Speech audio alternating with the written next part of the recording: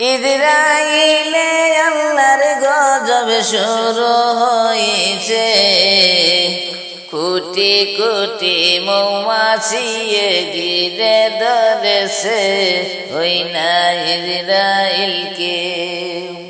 ইসরাইলে আল্লাহর গজব শুরু হয়েছে, কোটি কোটি মৌমাছি ঘিরে ধরেছে ওই না ইসরাইলকে। পাপে কখনো ভাই বাপকেও ছাড়ে না, হাদিসেতে ওই কথাটা আছে বর্ণনা, দেখলাম নিজের চোখে। বলি আর কথা, ইসরাইলে কিছুদিন আগে 16 জায়গায় আগুন লেগে ছাই হইল পুড়ে ওই না ইসরাইলে। হায়রে পাপের পাল্লা ইসরাইলের বাড়ি হইয়াছে, ইচ্ছা করে আল্লাহ তাই তো গজব ঢেলেছে তাদের ধ্বংস করতে।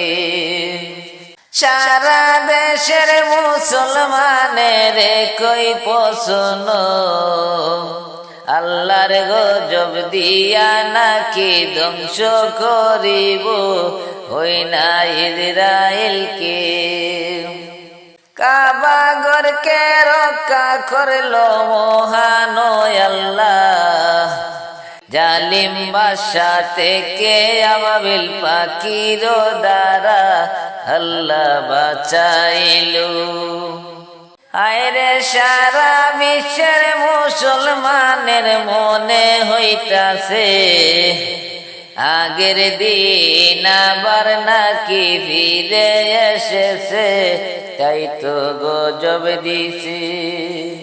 হায়রে ইরানের এখন কিছু করতে লাগবে না, আল্লাহর কাম আল্লাহ করেছে তোমরা দেখো না, তাকো ধৈর্য ধরি।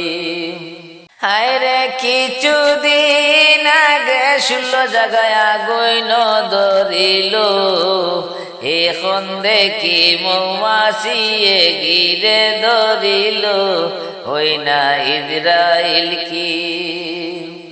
হায়রে দিনে রাইতে 24 ঘন্টা ঘরে রই ভিতরে, দরজা জানালা বন্ধ কইরা তাকে যে বসে ওই না ইসরাইল কি। ইসরাইলে আল্লাহর গজব শুরু হইল, কোটি কোটি মৌমাছি ঘিরে ধরিল ওই না ইসরাইল কি। পাপে কখনো ভাই বাপকেও ছাড়ে না, এই কথাটা হাদিসেতে আছে বর্ণনা, দেখলাম নিজের চোখে।